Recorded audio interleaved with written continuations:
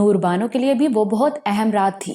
اس کی کیفیت ایک ایسے جرنیل کی سی تھی جس نے یقینی طور پر ہاری جانے والی جنگ میں مکمل شکست سے بچنے کے لیے صلح کر لی ہو۔ اب اسے یہ جائزہ لینا تھا کہ ریاست کے کون سے علاقے صلح کے نتیجے میں اس کے ہاتھ سے نکل گئے ہیں اور کون سے علاقوں پر اس کی گرفت کمزور پڑ گئی ہے۔ وہ خوابگاہ میں یوں داخل ہوئی جیسے وہ کوئی اجنبی علاقہ ہو جہاں دشمن گھات لگائے بیٹھے ہوں، لیکن عبدالحق کا رد عمل بہت حوصلہ افزا تھا۔ اس نے بے تابی سے نور بانو کو لپٹا لیا۔ اس کی گرفت میں بڑی شدت، بڑی گرم جوشی تھی۔ نور بانو کا اعتماد بحال ہونے لگا۔ مجھے تم سے محبت ہے، اتنی کہ تم سوچ بھی نہیں سکتی۔ عبدالحق کے لہجے میں بھی بے تابی تھی۔ نور بانو کا اعتماد اور بڑھ جانا چاہیے تھا، لیکن اس کی شکی طبیعت نے اسے بھڑکا دیا۔ یہ جملہ تو عبدالحق کبھی کہتا ہی نہیں تھا، اس کے بے حد اصرار پر بھی نہیں۔ وہ ہمیشہ کہتا تھا کہ لفظ پامال ہوتے ہیں، ان کے ذریعے اظہار خوبصورت اور نازک جذبوں کو ارزاں کر دیتا ہے، لیکن آج وہ بغیر فرمائش لفظوں سے اظہار محبت کر رہا تھا۔ اس کا کوئی سبب تو ہوگا۔ یہ آپ مجھ کو یقین دلا رہے ہیں یا خود کو؟ اس نے تیکھے لہجے میں پوچھا۔ عبدالحق گڑبڑا گیا۔ کیا مطلب؟ بھائی کسی نہ کسی کو تو یقین دلا ہی رہے ہوں گے۔ یقین دلانے کی ضرورت تو تب ہو جب اس میں شک ہو، عبدالحق نے سنبھل کر کہا، اور کم از کم مجھے تو اس میں شک نہیں ہے، تمہیں ہو تو ہو۔ نور بانو کو بر وقت خیال آ گیا۔ اس اہم رات میں تلخی کی گنجائش نہیں، اس نے مفاہمانہ انداز میں کہا۔ آپ جانتے ہیں کہ مجھے بھی اس میں کوئی شک نہیں، بس مجھے یہ بات غیر معمولی لگی۔ آپ پہلے کبھی منہ سے کہتے نہیں تھے یہ بات، پہلے کبھی یہ اندازہ نہیں ہوا تھا کہ میں تم سے اتنی محبت کرتا ہوں، تو اب کیسے ہو گیا؟ تم نے محبت میں ساجھا کیا تو پتا چلا مجھے لگ رہا ہے کہ نہ جانے کب سے تم سے دور ہوں، تڑپ رہا تھا تمہارے لیے۔ نور بانو خوش ہو گئی، لیکن اسے حیرت بھی ہوئی۔ عبدالحق کہاں ایسی باتیں کرنے والا تھا؟ لگتا تھا کہ اس کا عبدالحق کی دوسری شادی کرانے کا فیصلہ عمل انگیز ثابت ہو رہا ہے۔ اس نے عبدالحق کے سینے پر سر رکھ دیا۔ سنو، تم پہلے مجھے سورہ ملک سنا دو۔ نور بانو یہ سن کر ہمیشہ کی طرح بدمزہ ہو گئی۔ جب نفس کی آندھی چل رہی ہو وجود میں تو ایسی باتیں کہاں اچھی لگتی ہیں۔ ہمیشہ کی طرح اس نے اس بار بھی عبدالحق کو بہلایا۔ جلدی کیا ہے ایسی؟ ابھی دل کی کچھ باتیں کرنی ہیں آپ سے، پھر سنا دوں گی۔ نہیں، پہلے سناؤ، باتیں کرنے کو تو پوری رات پڑی ہے، عبدالحق نے کہا۔ پتا ہے، مجھے ایسا لگ رہا ہے جیسے میں پہلی بار تم سے ملنے والا ہوں۔ سنسنی سی دوڑ رہی ہے جسم میں۔ نور بانو کی خوشی کی تو کوئی حد نہیں تھی۔ مجھے بھی ایسا ہی لگ رہا ہے۔ اچھا، تم سورہ ملک سناؤ نا، بعد میں سن لیجئے گا۔ ابھی کیوں نہیں؟ مجھے وضو کرنا پڑے گا۔ کیوں؟ تمہیں تو سورہ ملک یاد ہے۔ اب کچھ اٹکنے لگی ہوں۔ ایسے میں بغیر دیکھے پڑھنا اچھی بات نہیں، تو وضو کر لو، اس میں پریشانی کی کیا بات ہے؟ آلکسی آتی ہے، نور بانو نے بڑی ادا سے کہا اور انگڑائی لی۔ یہ وہ انگڑائی تھی جو سادہ دل اور صالح عبدالحق کے دل کی دنیا کو زیر و زبر کر دیتی تھی۔ اسے یقین تھا کہ اب وہ اسے لپٹا لے گا اور فرمائش ٹل جائے گی، لیکن ایسا نہیں ہوا۔ وضو میں آلکسی؟ بری بات، عبدالحق نے نرم لہجے میں کہا، لیکن اس میں بھی اصرار واضح تھا۔ جاؤ وضو کر کے آؤ۔ نور بانو وضو کے لیے چلی گئی۔ عبدالحق کو بہت دکھ ہوا۔ ایک لڑکی جو ہر روز باقاعدہ قرآن کی تلاوت کرتی تھی، جو اس سے اس کی محبت کی وجہ تھی، اب قرآن سے اتنی دور ہو گئی کہ جو صورتیں اسے یاد تھیں وہ بھی بھول گئی۔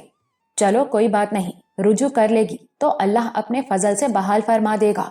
لیکن یہ کیا کہ وضو سے اکتانے لگی؟ وضو تو پاکی ہے، اللہ کی رضا تو اس میں ہے کہ آدمی ہر وقت باوضو رہے۔ وضو سے بھاگنا تو پاکی سے دوری ہوئی۔ کیا اس کا ذمہ دار وہ ہے؟ یہ خیال اسے رہ رہ کر ستا رہا تھا۔ نور بانو وضو کر کے واپس آئی تو اس کے ہاتھ میں قرآن پاک تھا اور رحل تھی۔ اس نے قرآن پاک کو رحل پر رکھا اور تلاوت شروع کر دی، مگر وہ بے روح کی رات تھی۔ جلدی جلدی اس نے سورہ مکمل کی اور قرآن پاک اور رحل رکھنے کے لیے چلی گئی۔ عبدالحق اداس تھا۔ گزشتہ رات اس نے کیسی روح پرور کی رات سنی تھی، اور آج یہ تو بہت بڑا زیاں تھا۔ وہ بستر پر دراز ہو گیا۔ نور بانو نے لائٹ آف کی اور آ کر اس کے ساتھ لیٹ گئی۔ لمحے خاموشی اور سکوت میں دبے پاؤں گزرتے رہے۔ نور بانو حیران تھی کہ عبدالحق نے کوئی پیش قدمی نہیں کی۔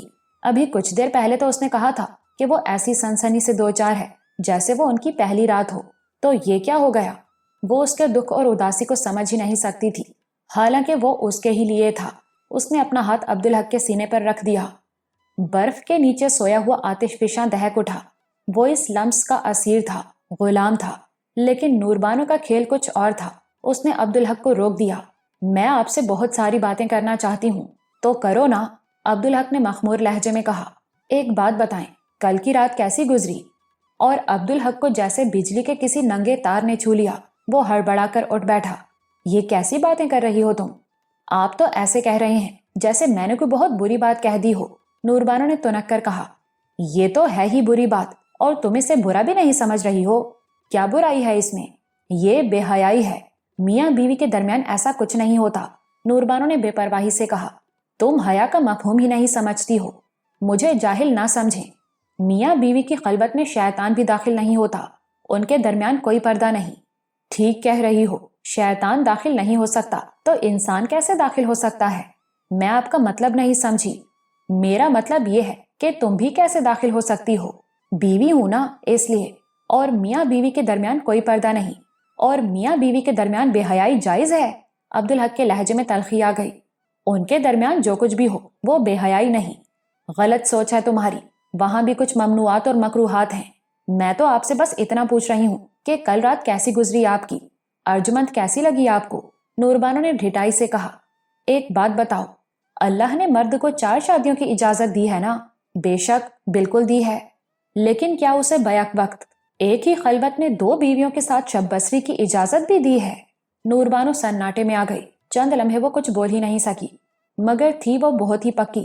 چند لمحے بعد بڑے سکون سے بولی، میں نے ایسا کرنے کو تو نہیں کہا آپ سے۔ جو کام عملاً نہیں کیا جا سکتا اس کے متعلق بات کرنا، اس کا بیان بھی بے حیائی ہے۔ رشوت لینا گناہ ہے تو کیا اس کے بارے میں بات کرنا بھی گناہ ہے؟ اگر اس میں ترغیب ہو تو بالکل گناہ ہے، ہاں نصیحت کے لیے ہو تو اور بات ہے۔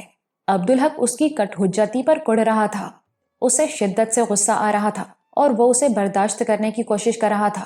لیکن تم وہاں کیوں گھس رہی ہو جہاں شیطان بھی داخل نہیں ہو سکتا؟ میں کوئی شیطان تو نہیں ہوں، نوربانو نے مسکراتے ہوئے حاضر جوابی کا مظاہرہ کیا۔ وہاں کسی انسان کا داخل ہونا اس سے بھی بری بات ہے۔ میں تو بس آپ سے پوچھ رہی ہوں۔ اپنی خلوت کے بارے میں بات کرنے والا بھی بے حیا ہوتا ہے اور پوچھنے والا بھی، عبدالحق نے سخت لہجے میں کہا۔ دنیا پوچھتی ہے اور دنیا بتاتی ہے، مرد اپنے دوستوں کو اور لڑکیاں اپنی سہیلیوں کو بتاتی ہیں، برا کرتے ہیں۔ یہ بے حیائی ہے، اور بے حیائی گناہ کی بہت بڑی ترغیب ہوتی ہے، وہ گناہ کی طرف لے جاتی ہے۔ مجھے افسوس ہے کہ تم نے مجھے ان لوگوں میں شمار کیا۔ آپ نے تو بات کا بتنگڑ بنا دیا، نوربانو نے تیزی سے پینترا بدلا۔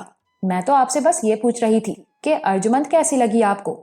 عبدالحق نے بھی بات کو ختم کرنا مناسب سمجھا۔ ارجمند کوئی اجنبی تو ہے نہیں میرے لیے، اس نے کہا۔ پہلے سے جانتا ہوں میں اسے، وہ اچھی لڑکی ہے۔ وہ تو ہے، میں بیوی کی حیثیت سے پوچھ رہی ہوں، اب کیسی لگی وہ آپ کو؟ ایک دن میں تو فیصلہ نہیں کیا جا سکتا ہے، مگر اس کا ساتھ تو اچھا لگا آپ کو؟ بات گھوم پھر کر وہیں آ گئی تھی۔ نوربانو کے دماغ میں کوئی بات پھنس جاتی تو نکلتی ہی نہیں تھی۔ میرے لیے اچھا کیا اور برا کیا؟ اس نے بیزاری سے کہا۔ میں نے تو تمہارے کہنے پر شادی کی ہے، اب جو بھی ہو۔ نوربانو خوش ہو گئی۔ آپ تو ایسے کہہ رہے ہیں جیسے میں نے آپ کے ساتھ کچھ برا کر دیا۔ میں کیا کہہ سکتا ہوں؟ ارے کہیں اس بیچاری کو محروم تو نہیں رکھا آپ نے؟ بات پھر وہیں آ گئی۔ الحمدللہ، میں اللہ کے احکام کے ساتھ کھیل نہیں کرتا، عبدالحق نے بھنا کر کہا۔ نوربانو کو احساس ہو گیا تھا کہ عبدالحق کی طبیعت مقدر ہو گئی ہے، لیکن وہ اسے دور کرنا بھی جانتی تھی۔ عبدالحق کے سلسلے میں تمام ہنر آتے تھے اسے۔ ذرا ہی دیر میں عبدالحق موم ہو گیا، پھر عبدالحق سو گیا، لیکن نوربانو جاگ رہی تھی۔ اسے اب نتائج اخذ کرنا تھے اور ان کا تجزیہ کرنا تھا۔ مسئلہ یہ تھا کہ ایک ہی بات ایک طرف تو اس کے لیے سکون بخش تھی تو دوسری طرف اس کے اندر آگ بھڑکا دیتی تھی۔ اس کے لیے اس بات کی بہت اہمیت تھی کہ عبدالحق اور ارجمند ملیں۔ یہ نہ ہوتا تو اس کا کھیل ہی ٹھپ ہو جاتا، پھر اسے اولاد کہاں سے ملتی؟ تو وہ مطمئن تھی کہ امکان کا دروازہ کھل گیا ہے، لیکن دوسری طرف اس پر جہنم کا دروازہ بھی کھل گیا تھا۔ وہ تصور میں عبدالحق کو ارجمند کے ساتھ دیکھ رہی تھی، اور تصور اس کا بے لگام تھا۔ جب آگ اسے جھلسانے لگتی تو وہ اس بچے کا تصور کرتی جو اس قربت کے نتیجے میں آئے گا، جو ارجمند کی کوکھ سے پیدا ہوگا لیکن کہلائے گا اس کا۔ اس کی خاطر تو وہ کچھ بھی برداشت کر سکتی ہے۔ وہ ویسے ہی دیر سے سوتی تھی، اوپر سے یہ بے سکونی، پھر نیند آئی بھی تو معمول کے مطابق گہری نیند نہیں تھی۔ اس کی پریشان خیالی اسے نیند میں خواب بن کر ستاتی رہی، پھر شاید کسی خواب ہی کی وجہ سے اس کی نیند اچڑ گئی۔ اس کی آنکھ کھلی، لیکن ایسے کہ کچھ نظر نہیں آ رہا تھا۔ اس نے پہلو کی طرف ہاتھ بڑھایا، عبدالحق کو چھونے کے لیے، لیکن بستر خالی تھا۔ نہ صرف خالی بلکہ وہ اسے ٹھنڈا بھی محسوس ہوا، جیسے عبدالحق کو بستر سے اٹھے دیر ہو گئی ہو۔ وہ ہڑبڑا کر اٹھ بیٹھی، اس کی آنکھیں پوری طرح کھل گئی تھی۔ اس نے روشنی کی اور کلاک میں وقت دیکھا۔ صبح کے 4:30 بجے تھے۔ اس نے بستر کو یوں دیکھا جیسے اس کے اس طرح دیکھنے سے وہاں کس طرح عبدالحق نمودار ہو جائے گا، لیکن ایسا ہونا تھا نہ ہوا۔ اس کے وجود میں ایک دم سے آگ بھڑک اٹھی۔ تو اب یہ بھی ہوگا، وہ بڑبڑائی۔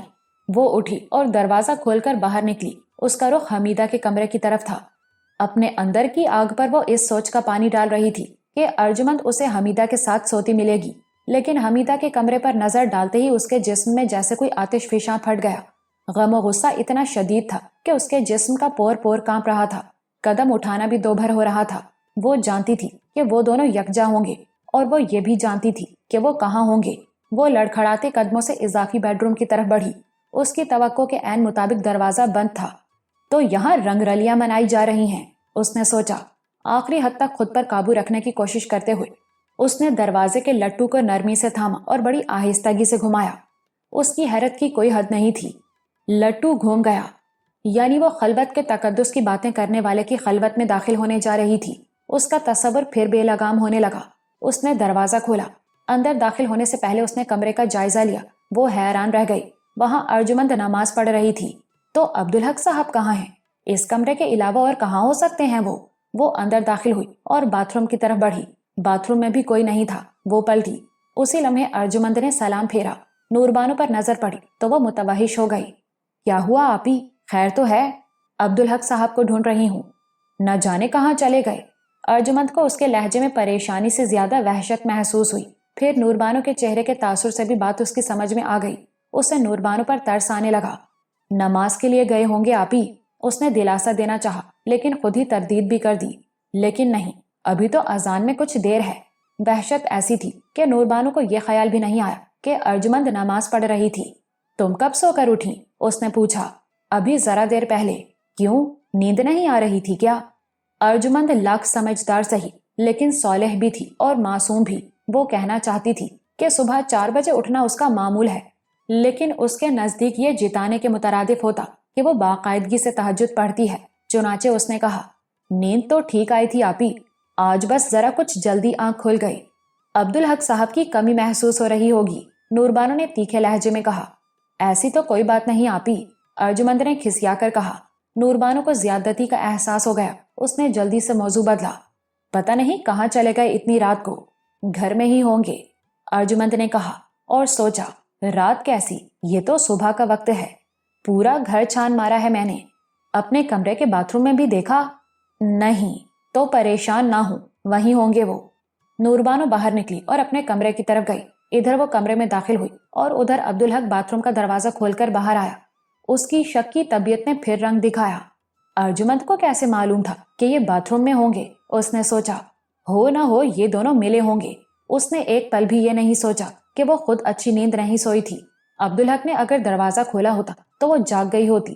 اسے یہ خیال بھی نہیں آیا کہ کمرے کا دروازہ بند تھا۔ وہ تو اندر ہی اندر سلگ رہی تھی۔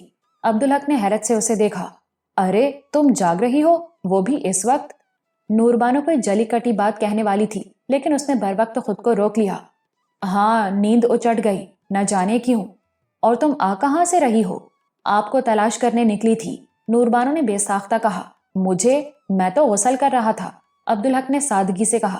پھر اچانک ہی ایک لمحے میں بات اس کی سمجھ میں آ گئی۔ اوہ، میں سمجھ گیا، تمہاری آنکھ کھلی ہوگی اور یہ دیکھ کر کہ میں بستر پر نہیں ہوں تمہیں فوراً شک ہوا ہوگا۔ میں یہ بھی جانتا ہوں کہ تم سیدھی اماں کے کمرے کی طرف گئی ہوگی، وہاں تمہیں ارجمند بھی نظر نہیں آئی ہوگی اور پھر تم پاگل ہو گئی ہوگی۔ تم نے… ایسا کچھ نہیں ہوا، نوربانو نے اس کی بات کاٹ دی، مگر عبدالحق رکا نہیں۔ تم نے ایک ایک کمرہ چیک کیا ہوگا اور بالآخر ارجمند تمہیں نماز پڑھتی ہوئی ملی ہوگی۔ نوربانو اپنی تردید بھی بھول گئی۔ یہ آپ کو کیسے معلوم ہے؟ اس نے بے ساختہ پوچھا۔ اس لیے کہ یہ اس کا روز کا معمول ہے، مگر تم تو اپنی شکی فطرت سے مجبور ہو۔ یہ اتنی بڑی بات کیسے کہہ رہے ہیں آپ؟ نوربانو نے تیز لہجے میں کہا۔ ایسے کہ اگر تمہاری آنکھ کھلی اور تم نے مجھے بستر پر نہ پایا تو اول تو اس میں پریشانی کی کوئی بات ہی نہیں، اور اگر تمہیں پریشانی ہوئی بھی تو فطری طور پر سب سے پہلے تمہیں باتھ روم کو چیک کرنا چاہیے تھا۔ لیکن جب آدمی شک کی آگ میں جل رہا ہو تو سوچنے سمجھنے کے قابل نہیں ہوتا ہے، اس لیے تم کمرے کا دروازہ کھول کر مجھے وہاں تلاش کرنے کے لیے دوڑ گئیں جہاں تمہیں اندیشہ تھا کہ میں موجود ہوں گا۔ نور بانو لپکی اور اس سے لپٹ گئی۔ بے بات کا افسانہ بنانا کوئی آپ سے سیکھے، اس نے اٹھلا کر کہا۔ وہ جانتی تھی کہ عبدالحق نے اسے آر پار دیکھ لیا ہے اور اب اس تاثر کو زائل کرنے کی اور کوئی صورت نہیں، لیکن عبدالحق نے نرمی سے اسے خود سے علیحدہ کر دیا۔ میں نماز پڑھنے جا رہا ہوں، اب تم سکون سے لیٹ کر سو جاؤ۔ نور بانو نے غور سے اسے دیکھا۔ یہ دیکھ کر اسے اطمینان ہوا کہ وہ طنز نہیں کر رہا ہے۔ ویسے اگر تم غسل کر لو تو بہتر ہے، عبدالحق نے کہا اور کمرے سے نکل گیا۔ نور بانو نے ایک انگڑائی لی اور بستر پر دراز ہو گئی۔ پہلے نیند تو پوری کر لوں، وہ بڑبڑائی۔ غسل تو ہوتا رہے گا، اور اس بار وہ بے سدھ ہو کر سوئی۔ عبدالحق کو لاہور آئے 15 دن ہو چکے تھے، اب صرف 15 دن کی چھٹیاں باقی تھیں۔ مہمانداری ختم ہو چکی تھی، زندگی نئے معمولات اختیار کر چکی تھی۔ حمیدہ بہت خوش تھی، وہ باقاعدگی سے شکر کے نوافل ادا کر رہی تھی۔ ارجمند اس کے خوابوں کی تعبیر تھی۔ ایسی ہی بہو کی تو اسے آرزو تھی، وہ اللہ کا جتنا شکر ادا کرتی کم تھا۔ پھر اسے گزشتہ رات بابا کا خیال آیا، جس نے اس کی رہنمائی کی تھی اور اسے خوشخبری سنائی تھی۔ اسے شرمندگی ہونے لگی، اسے یہ خیال ہی نہیں آیا کہ جا کر اس کا شکریہ ادا کرنا چاہیے۔ لیکن ایک بات عجیب ہوئی تھی، بڑی خوشخبری بھی اسے مل گئی تھی جس کی وہ برسوں سے منتظر تھی، لیکن توقع کے برعکس خوشخبری ارجمند کی طرف سے نہیں، نور بانو کی طرف سے آئی تھی۔ بہرحال اس سے کیا فرق پڑتا تھا، بلکہ یہ تو اور خوشی کی بات تھی، کون جانے اسے ایک ساتھ 2 پوتے ملیں۔ نور بانو نے اسے خوشخبری سنائی تو اس کا چہرہ دمک رہا تھا۔ ایک خوشخبری ہے اماں، بہت بڑی خوشخبری، بوجھو تو جانوں، اس نے مسکراتے ہوئے کہا تھا، اور حمیدہ کے نزدیک خوشخبری تو بس ایک تھی، سو اس نے جھٹ سے کہا۔ ارجمند کے ہاں نہیں اماں، حمیدہ مایوس ہو گئی۔ اور کسی خوشخبری سے اسے کیا غرض تھی؟ تو پھر اس نے بے دلی سے پوچھا۔ سوچو اماں، ایسی خبر ہے کہ سنو گی تو نہال ہو جاؤ گی۔ حمیدہ کی دلچسپی ختم ہو گئی تھی، لیکن نور بانو کا دل رکھنے کے خیال سے وہ چند لمحے چہرے پر غور و فکر کا تاثر سجائے بیٹھی رہی۔ پھر اس نے نفی میں سر ہلایا۔ مجھے تو کچھ نہیں سوچ رہا ہے بیٹی، اللہ نے میری نیک نیتی، میری قربانی قبول کر لی اماں، اور مجھے اس کا بہترین صلہ دے دیا۔ کیا مطلب؟ میں ماں بننے والی ہوں اماں۔ حمیدہ چند لمحے بیٹھی کی بیٹھی رہ گئی، نور بانو سے بہت غور سے دیکھ رہی تھی۔ کیا بات ہے اماں، تمہیں خوشی نہیں ہوئی؟ ارے اس سے بڑی اور خوشی کیا ہوگی، مجھے تو یقین نہیں آ رہا ہے، سچ کہہ رہی ہے تو؟ ہاں اماں، بالکل سچ، حمیدہ نے اسے لپٹا لیا۔ سچ کہتی ہوں، اتنی خوشی تو مجھے ارجمند کی خوشخبری سے بھی نہ ہوتی، اس نے بڑی سچائی سے کہا۔ کیسی آرزو تھی مجھے کہ تیری گود ہری ہو، اللہ کا شکر ہے۔ اس لمحے حمیدہ کے خلوص اور محبت نے نور بانو کے دل کو چھو لیا۔ اللہ کرے ایسا ہی ہو پتری، لیکن کسی اور کو ابھی نہ بتانا، دیکھنا کبھی کبھی بے قاعدگی بھی تو ہو جاتی ہے۔ بس تمہیں بتایا ہے اماں، اور ان کو، ویسے مجھے یقین ہے میرے معاملات میں آج تک کبھی بے قاعدگی نہیں ہوئی۔ 1 ہفتے سے اوپر ہو چکا ہے اماں۔ اللہ کا شکر ہے پتری، حمیدہ نے کہا۔ پھر اچانک اسے خیال آیا، عبدالحق تو بہت خوش ہوا ہوگا۔ بہت زیادہ اماں، بچوں کی طرح خوش ہو رہے تھے وہ تو۔ اللہ مبارک کرے بیٹی۔ حمیدہ کا ویسے ہی بابا کے پاس جانے کا ارادہ تھا، اس خوشخبری کے بعد تو وہ راسخ ہو گیا۔ اس نے نسیمہ کو بلایا۔ نوریز سے کہو کہ گاڑی نکالے۔ کہاں جائیں گی بیگم صاحبہ؟ بابا کے پاس۔ راستے میں اس نے مٹھائی کا بڑا ڈبہ لے لیا۔ بڑے کمرے میں بہت ہجوم تھا، اس بار اسے کوئی رعایت نہیں ملی۔ 4 گھنٹوں کے بعد کہیں اس کی باری آئی، وہ اندرونی کمرے میں داخل ہوئی اور بابا کو سلام کیا۔ بابا نے سلام کا جواب دینے کے بعد کہا، مبارک ہو، تجھے تیرے دل کی مراد مل گئی، یہ اچھی بات ہے کہ تو اللہ کا شکر ادا کرتی ہے۔ میرا شکریہ ادا کرنے کے لیے آئی ہے، لیکن اس کی کوئی ضرورت نہیں تھی۔ اللہ نے بندے کا شکریہ ادا کرنے کا بھی تو حکم دیا ہے بابا۔ یہ اور بھی اچھی بات ہے، بابا نے خوش ہو کر کہا۔ تجھ پر اللہ کا بڑا فضل ہے، اس نے تجھے اچھا بنایا ہے۔ اس کا کرم ہے بابا، حمیدہ نے کہا، پھر جھجکتے ہوئے بولی، میں مبارکباد کی مٹھائی لائی ہوں بابا۔ ٹھیک ہے، ادھر لا۔ حمیدہ نے ڈبہ بابا کو دے دیا۔ بابا نے ڈبہ کھولا اور ایک لڈو نکالا، اس میں سے تھوڑا سا اپنے منہ میں رکھ لیا، باقی لڈو اس نے حمیدہ کی طرف بڑھایا۔ لے، یہ تو کھا لے، اللہ تجھے خوش رکھے اور اپنے پیاروں میں شامل فرمائے۔ حمیدہ نے وہ لڈو منہ میں رکھ لیا۔ اسی لمحے بابا کی خدمتگار عورت کمرے میں آئی۔ کیا حکم ہے بابا؟ بابا نے مٹھائی کا ڈبہ اس کی طرف بڑھایا۔ یہ لے جا، خود بھی کھانا اور سب لوگوں کو بھی کھلانا۔ عورت ڈبہ لے کر باہر چلی گئی۔ حمیدہ نے شرمندگی سے کہا، مٹھائی اتنی زیادہ تو نہیں ہے بابا؟ نیت اچھی ہو تو ہر چیز میں برکت ہوتی ہے، تو فکر نہ کر، سب کو حصہ ملے گا۔ اللہ نے بڑا کرم فرمایا ہے بابا، حمیدہ نے کہا۔ لگتا ہے کہ مجھے ایک ساتھ 2 پوتے ملیں گے۔ بابا ایک لمحہ خاموش رہا، پھر بولا، پوتے تو انشاءاللہ تجھے 2 ہی ملیں گے، لیکن 10 برس کے وقفے سے۔ میں سمجھی نہیں بابا۔ تجھے کیا ضرورت ہے سمجھنے کی؟ کھیل تو جاری ہے۔ نیچے والے اپنا کھیل رہے ہیں، کھیلنے دے انہیں۔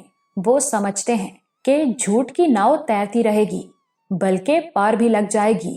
اللہ کی مرضی ہے تو وہ ان کی مدد بھی کر رہا ہے، پردہ بھی رکھ دیا ہے، لیکن جھوٹ سچ سے کبھی جیت نہیں سکتا۔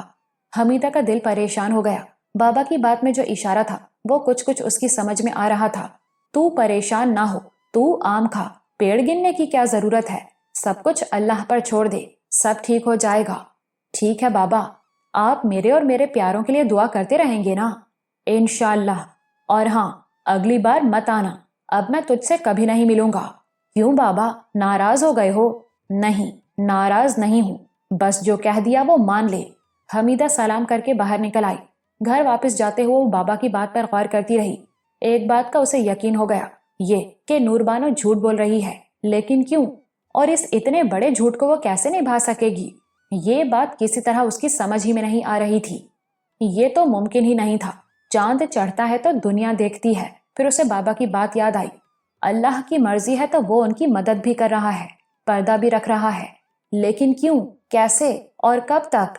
اور بابا نے آخر میں کہا تھا، جھوٹ سچ سے کبھی جیت نہیں سکتا۔ نور بانو کو احساس ہو رہا تھا کہ اس نے بہت جلد بازی سے کام لیا ہے۔ حمیدہ ٹھیک ہی کہتی تھی کہ وہ بڑی کم ظرف ہے، اس سے رہا نہیں گیا، اور جیسے ہی اسے ارجمند کی طرف سے مثبت اشارے ملے، اس نے عبدالحق اور حمیدہ کو خود سے منسوب کر کے وہ خوشخبری سنا دی۔ عبدالحق کی خوشی کی تو کوئی حد نہیں تھی، وہ تو جیسے ہواؤں میں اڑ رہا تھا۔ ارجمند کو تو اس نے پکا کر دیا تھا، یہ طے تھا کہ وہ کسی سے کچھ نہیں کہے گی، لیکن در حقیقت اس نے بے صبرے پن سے کام لیا تھا۔ ایک تو یہ معاملہ کسی طرح بھی آسان نہیں تھا، بلکہ نہایت پیچیدہ تھا، اس پر اس کی کم ظرفی۔ عبدالحق کے جانے میں ابھی 15 دن باقی تھے، اور اس کی تاریخ صرف 3 دن کے فاصلے پر تھی۔ اسے وہ کیسے چھپا سکے گی؟ اس کے دل میں ہول اٹھتے رہے، وہ مسکرانا تک بھول گئی۔ 2 دن باقی رہ گئے تھے، پھر اچانک اللہ کی طرف سے مدد آ گئی۔ گاؤں سے آنے والی ایک بری خبر اس کے لیے امداد بن گئی۔ دل کا دورہ پڑنے سے اچانک ڈاکٹر محمد واسطی کا انتقال ہو گیا تھا۔ اکبر اور فرزانہ کی شادی کے بعد ان لوگوں کے لیے ڈاکٹر صاحب کی حیثیت گھر کے فرد کی سی تھی۔ عبدالحق تو ان کا بہت ہی زیادہ احترام کرتا تھا، بلکہ سچ پوچھو تو اسے ان سے بہت محبت تھی۔ جس صورتحال میں انہوں نے زرینہ کو اپنی بہو کی حیثیت سے قبول کیا، وہ اسے کبھی نہیں بھول سکتا تھا۔ صرف اتنا ہی نہیں، انہوں نے اس کے بے عزتی کے احساس کو زائل کرنے کے لیے اپنا وہ زخم اس کے سامنے کھول دیا جسے لوگ کبھی ظاہر نہیں ہونے دیتے۔ وہ بہت عالی ظرف، بہت بڑے انسان تھے۔ روانگی کا مرحلہ آیا تو حمیدہ نے عبدالحق سے کہا، نکی کو یہیں رہنے دے پتر، اس کا وہاں جانا مناسب نہیں۔ کیوں اماں؟ نئی نویلی دلہن ہے اور وہ موت کا گھر ہے، یہ سب بیکار کی باتیں ہیں۔ ہندوانہ توہمات ہیں اماں، عبدالحق نے اختلاف کیا۔ ایسا بہت ہی کم ہوتا تھا کہ وہ حمیدہ کی بات کو رد کرے، لیکن اس وقت اس کے لہجے میں قطعیت تھی۔ موت کوئی چھوت کی لگنے والی بیماری نہیں ہوتی، وہاں ہماری فرزانہ بھی ہے جسے ڈاکٹر صاحب نے باپ کی محبت دی تھی، وہ ان کے صدمے سے نڈھال ہو رہی ہوگی۔ ارجمند اور نوربانو سے مل کر اس کا غم ہلکا ہوگا، اور پھر ہم یہاں ارجمند کو کس کے پاس چھوڑ کر جائیں گے؟ یہاں ملازموں کے سوا تو کوئی ہوگا نہیں۔ حمیدہ نے اختلاف نہیں کیا، بات معقول تھی۔ وہ سب حق نگر کے لیے روانہ ہو گئے۔ ڈاکٹر صاحب نے حق نگر کے لیے اتنا کچھ کیا تھا کہ وہ عبدالحق کے بعد وہاں کے سب سے زیادہ چاہے جانے والے آدمی تھے۔ پوری آبادی وہاں امٹ آئی تھی۔ عبدالحق سے ملنے والوں کا بھی ہجوم تھا۔ برسوں کے بعد وہ وہاں آیا تھا۔ وہیں نوربانو کے ایام شروع ہو گئے۔ وہ خوش تھی کہ بغیر کسی تردد اور پریشانی کے اس کا پردہ رہ گیا۔ 3 دن گزارنے کے بعد واپسی کی بات ہوئی۔ حمیدہ نے صاف انکار کر دیا۔ میں تو عدت کے پورے دنوں میں صفیہ کے ساتھ رہوں گی، اس نے کہا۔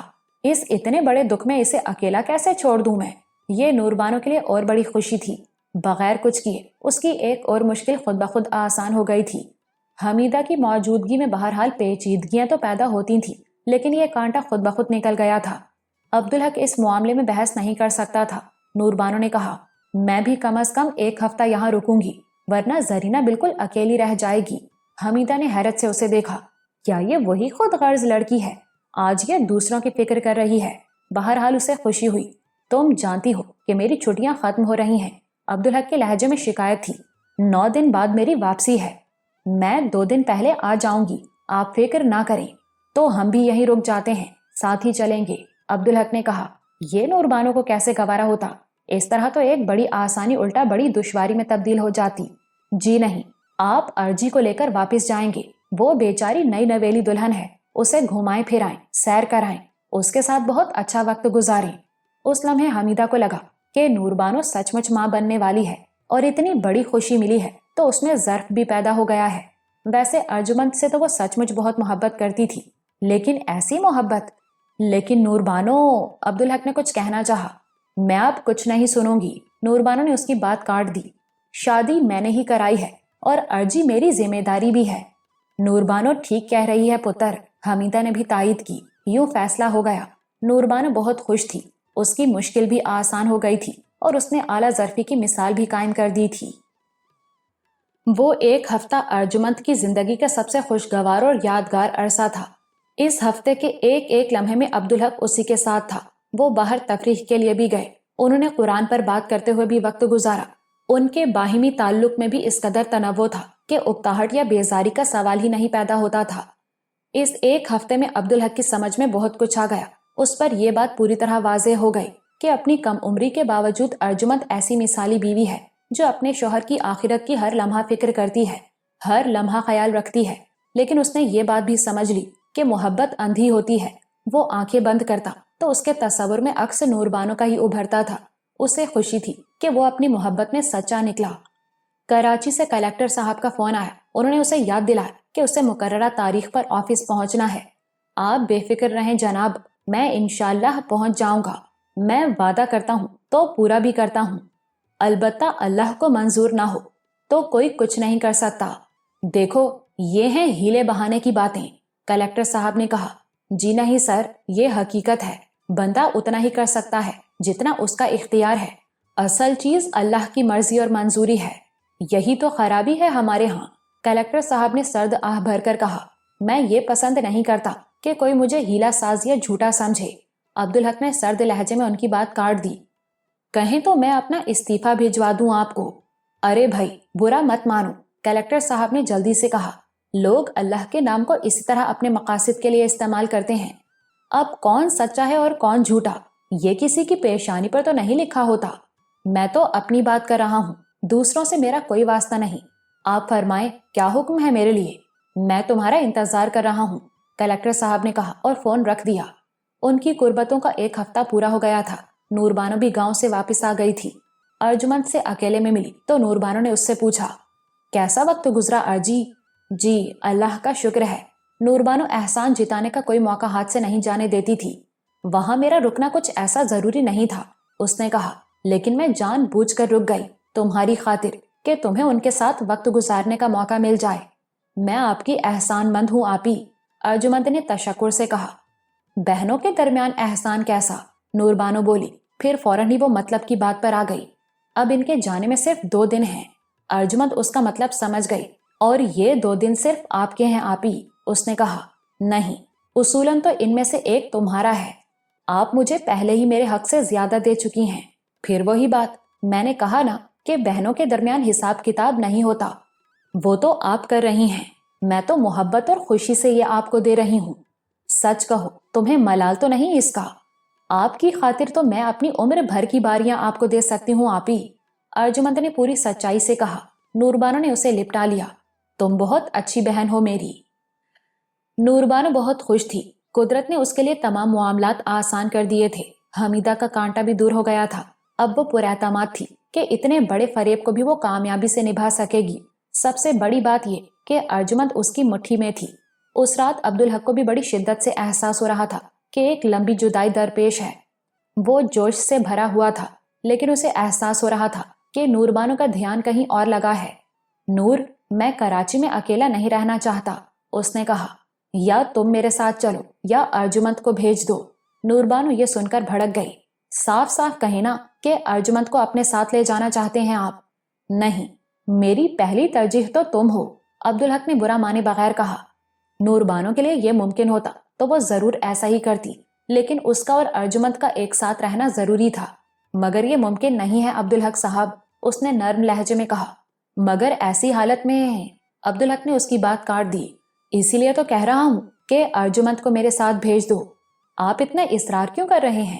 بیوی کی موجودگی میں شوہر کا اس سے دور ہونا کوئی اچھی بات نہیں۔ یہ اللہ کا حکم بھی ہے کہ اس سے آدمی آزمائشوں اور فتنوں سے محفوظ رہتا ہے۔ اس پر نور بانو کا دل جیسے دھڑکنا بھول گیا۔ وہ تو ویسے ہی شک کی طبیعت کی تھی اور عبدالحق نے بڑی بات کہی تھی۔ ایک لمحے کو اس کا جی چاہا کہ سب کچھ بھول کر عبدالحق کے ساتھ چلی جائے، لیکن اس طرح تو سب کیے کرائے پر پانی پھر جاتا، اس کا کھیل ہی چوپٹ ہو جاتا۔ میں بلا جھجک ارجمند کو آپ کے ساتھ بھیج دیتی، اس نے لہجے میں محبت سموتے ہوئے کہا، لیکن مجھے ارجمند کی بہت ضرورت ہے، اور یہ بات تو آپ جانتے ہی ہیں کہ میں کتنی خود غرض ہوں۔ خیر یہ تو غلط ہے، لیکن تمہارے ساتھ تو سب لوگ ہیں، پھر ارجمند کی ایسی کیا ضرورت ہے؟ ارجمند کی اہمیت وہ عبدالحق کو نہیں بتا سکتی تھی، چنانچہ اس نے بہت اداس لہجے میں کہا، میرا پہلا موقع ہے، میں خوفزدہ بھی ہوں۔ ایسے میں لوگوں کی تعداد کی اہمیت نہیں ہوتی، اپنے قریبی لوگوں کا، محبت کرنے والوں کا سہارا چاہیے ہوتا ہے۔ اب اماں تو 4 + 4.5 مہینے گاؤں میں رہیں گی، اور آپ جانتے ہیں کہ ارجمند کو میں اپنی سگی بہنوں کی طرح چاہتی ہوں۔ ایسے میں وہی ایک سہارا ہوگی میرے لیے۔ عبدالحق قائل ہو گیا۔ اپنی بات کی سچائی تو نور بانو اس کے نزدیک ارجمند سے اس کی شادی کرا کے ثابت کرا چکی تھی۔ نور بانو کی بات بالکل درست تھی، اماں کی غیر موجودگی میں ارجمند ہی نور بانو کے لیے سب کچھ تھی۔ چلو ٹھیک ہے، اس نے خوش دلی سے کہا، لیکن قربت کے لمحوں میں ایک بار پھر عبدالحق کو تنہائی کا احساس ہونے لگا۔ نور بانو کا دھیان واقعی کہیں اور تھا۔ کیا بات ہے نور، کوئی اور بوجھ بھی ہے تمہارے ذہن پر؟ نور بانو نے عبدالحق سے اہم ترین بات کرنی تھی، اور وہ موقع نکالے بغیر وہ بات کرنا نہیں چاہتی تھی۔ اب موقع مل رہا تھا۔ جی ہاں ہے تو، لیکن بہت خوشگوار اور خوبصورت بوجھ، تو اسے بھی ہلکا کر دو۔ میں اپنے اور آپ کے بچے کے بارے میں باتیں کرنا چاہتی ہوں۔ عبدالحق مسکرا دیا، یہ تو مجھے بھی بہت اچھا لگے گا، کرو نا۔ میں چاہتی ہوں کہ وہ ایسا ہو کہ دنیا میں اس جیسا دوسرا بچہ نہ ہو۔ تم کیسا دیکھنا چاہتی ہو اسے؟ بہت خوبصورت، بہت حسین۔ عبدالحق پر ارجمند اور نور بانو کا فرق پھر واضح ہونے لگا۔ دونوں واقعی ایک دوسرے کی ضد تھیں۔ نور بانو دنیا دار تھی، سو وہ ظاہری حسن کے بارے میں ہی سوچ سکتی تھی، جبکہ ارجمند کو بچے کی تربیت کی فکر تھی۔ اس کا مقصد اسے اچھا مسلمان بنانا تھا۔ اور آپ کیا چاہتے ہیں؟ نور بانو نے اسے چونکا دیا۔ میں چاہتا ہوں کہ وہ تم جیسا ہو۔ تو پھر خوبصورت کہاں سے ہوگا وہ؟ میں تو ایسی ہی ہوں، واجبی سی۔ کبھی میری نظر سے دیکھو خود کو، مگر میں چاہتی ہوں کہ میرے بچے کو دشمن بھی دیکھے تو اسے خوبصورت کہنے پر مجبور ہو۔ تو اس کے لیے دعا کرو۔ دعا کے ساتھ کوشش بھی تو ضروری ہوتی ہے۔ کیسی کوشش؟ عورت بے فکر اور خوش رہے، اچھے ماحول میں رہے، جہاں گرد و پیش خوبصورت ہو، تاکہ اس کی سوچیں بھی خوبصورت ہوں۔ کہتے ہیں ہر چیز، ہر سوچ کا عکس پڑتا ہے بچے پر۔ ارے یہ سب تمہیں کس نے بتا دیا؟ عبدالحق نے حیرت سے کہا۔ سب جانتی ہوں پہلے سے۔ تو ٹھیک ہے، ایسا ماحول بنا لینا۔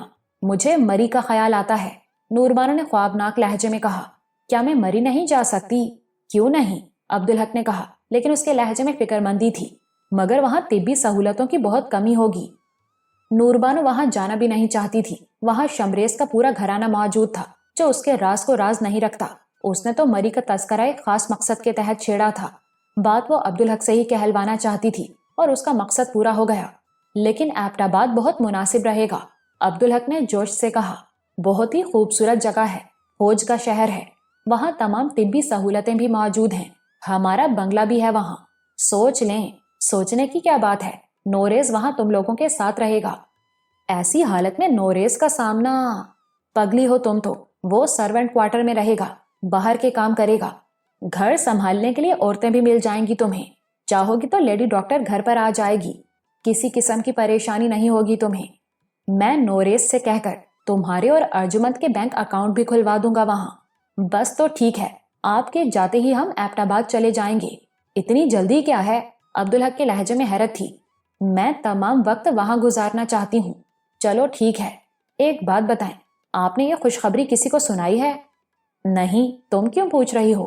کسی کو بتائیے گا نہیں، اماں کہہ رہی تھی، نظر بھی لگ جاتی ہے۔ میں ایسا بتانے والا کہاں، مجھے تو شرم آتی ہے۔ یوں نور بانو کو رابعہ اور زبیر کی طرف سے اطمینان ہو گیا، ورنہ وہ سوچتی تھی کہ زبیر بھائی کو تو وہ پردہ کرنے کے بہانے سے روک لے گی، لیکن رابعہ کے حوالے سے اس کے پاس کوئی توڑ نہیں تھا۔ اب ایک مرحلہ اور رہ گیا تھا۔ آپ ہمارے بغیر اتنا عرصہ رہ لیں گے؟ اس نے پوچھا۔ جب موقع ملے گا میں تم سے ملنے کے لیے آ جایا کروں گا۔ نہیں، یہی تو میں نہیں چاہتی۔ عبدالحق نے حیرت سے اور صدمے سے اسے دیکھا۔ کیوں بھائی، یہ تو ظلم ہوگا، مجھے اس پر معاف کر دیجئے گا۔ نور بانو نے شرمندہ نظر آنے کی کوشش کی۔ دراصل میں نے منت مانی تھی کہ اللہ نے مجھ پر یہ کرم فرمایا تو میں ماں بننے سے پہلے آپ کے سامنے نہیں آؤں گی۔ یہ تو بہت بری بات ہے، اس کی کوئی تک ہی نہیں تھی۔ غلطی ہو گئی، چلیں کوئی بات نہیں، میں منت توڑ دوں گی۔ میں خود بھی آپ کے بغیر کہاں رہ سکتی ہوں؟ اصل میں تو یہ میں نے خود پر ظلم کیا ہے۔ عبدالحق نے چند لمحے سوچنے کے بعد کہا، عہد شکنی اور زیادہ بری بات ہے، اب منت مانی ہے تو اسے نبھاؤ بھی۔ جی بہت بہتر، نور بانو نے مرے مرے لہجے میں کہا، لیکن در حقیقت وہ خوش اور مطمئن تھی۔ اللہ اس کھیل میں ہر قدم پر اس کی مدد کر رہا تھا۔ سکون ایسا تھا کہ اس رات خلاف معمول وہ جلدی سو گئی۔ حمیدہ بڑی وزادار عورت تھی۔ ایک تو ڈاکٹر صاحب اور صفیہ سے ویسے بھی تعلق تھا، دوسرے رشتہ بھی ایسا تھا کہ اسے نبھانے کی بڑی اہمیت تھی۔ زرینہ عبدالحق کی بہن اور اس کی بیٹی تھی، چنانچہ وہ بڑے خلوص سے وہاں رکی تھی، اور اسے یہ بھی احساس تھا کہ اس کا یہاں رکنا بہت فائدہ مند ثابت ہو رہا ہے، ورنہ ڈاکٹر صاحب کی اتنی طویل رفاقت کے بعد یہ تنہائی صفیہ کو شاید مار ہی ڈالتی۔ جب بھی صفیہ اداس اور ملول ہوتی، وہ ان سے ادھر ادھر کی باتیں کرتی۔ غم ایسے ہی تو بٹتا ہے، لیکن اس خوشی کا خیال اس کے ذہن سے کبھی نہیں ہٹتا تھا جو اللہ کی طرف سے اسے ملنے والی تھی۔ عبدالحق کی اولاد، وہ اس کے بارے میں سوچتی تو اس کا وجود ہیجان سے چھلکنے لگتا، اور عجیب بات تھی، وہ سوچتی تو بس اس کے ذہن میں ایک ہی لفظ آتا، عبدالحق کا بیٹا، اور فوراً ہی اسے خیال آتا کہ ضروری تو نہیں کہ بیٹا ہی ہو، یہ تو اللہ کی دین ہے، ایک نعمت ہے تو دوسری اللہ کی رحمت، اور سچ یہ ہے کہ رحمت نعمت سے بڑی ہوتی ہے، وہ بہت وسیع ہوتی ہے۔ پھر یہ عبدالحق کا بیٹا، جیسے نور بانو سے اس کا کوئی تعلق ہی نہ ہو، اس نے کئی بار خود کو ٹوکا، سمجھایا، لیکن جب بھی خیال آیا تو عبدالحق کے بیٹے کا ہی۔ وہ ہار گئی، اسے ضمیر پر بوجھ محسوس ہونے لگا۔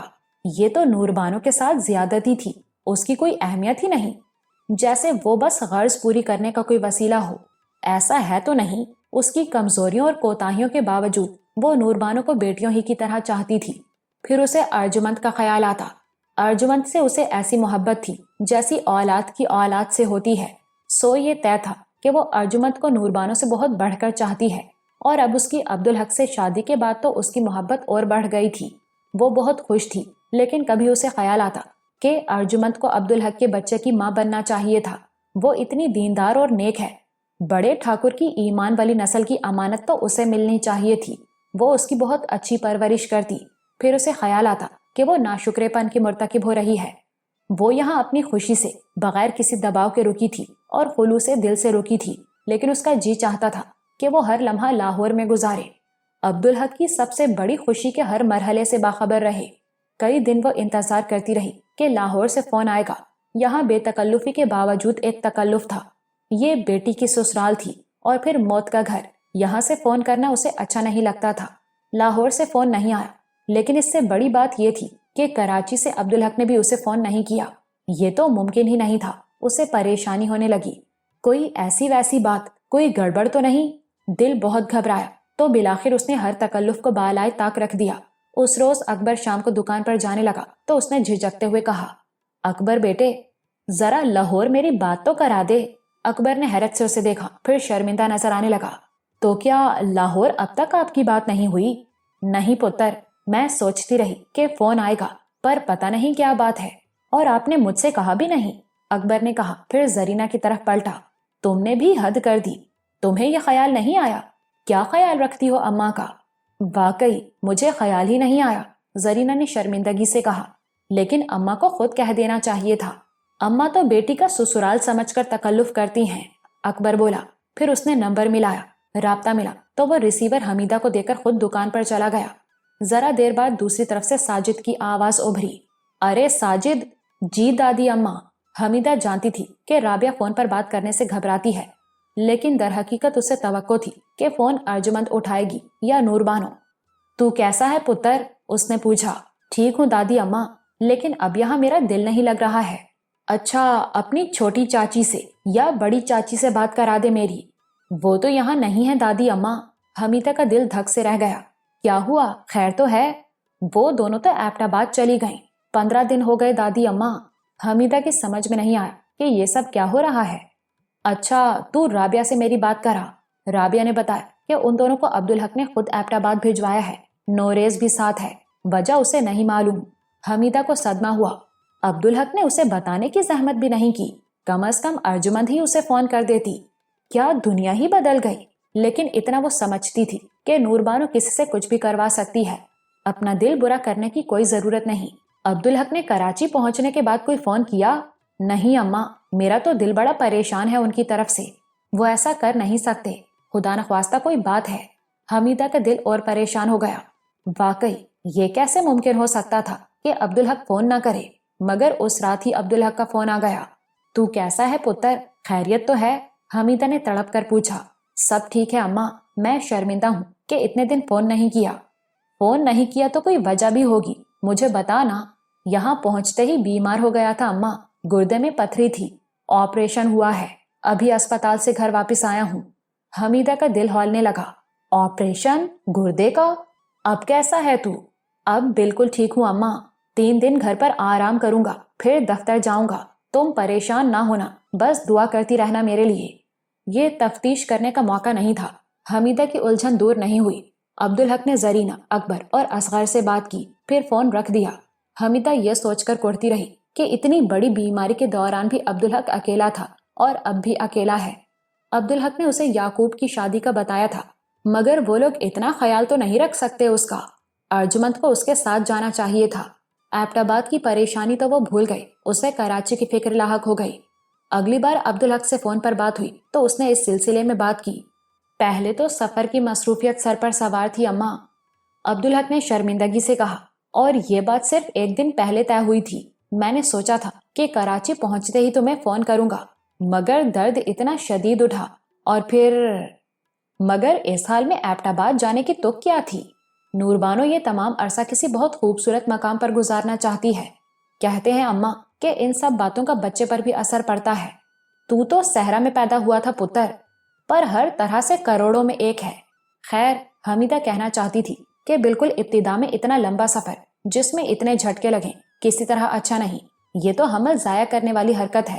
مگر اس نے کہا نہیں کہ عبدالحق پریشان ہو جائے گا، اور اپنی پریشانی اس نے یہ سوچ کر دور کر لی کہ جسے اللہ رکھے اسے کون چکھے، اللہ کا حکم ہے تو اسے کون روک سکتا ہے۔ عبدالحق اس کی خاموشی سے گھبرا گیا۔ تم مجھ سے ناراض ہو گئی اماں؟ ارے نہیں پتر، تو جانتا ہے تجھ سے ناراض میں نہیں ہو سکتی، مگر میری غلطی ہے، میں معافی چاہتا ہوں اماں، مجھے تم سے اجازت لینی چاہیے تھی۔ لیکن نور بانو کا تو تمہیں پتا ہے، وہ جب پیچھے پڑ جائے تو…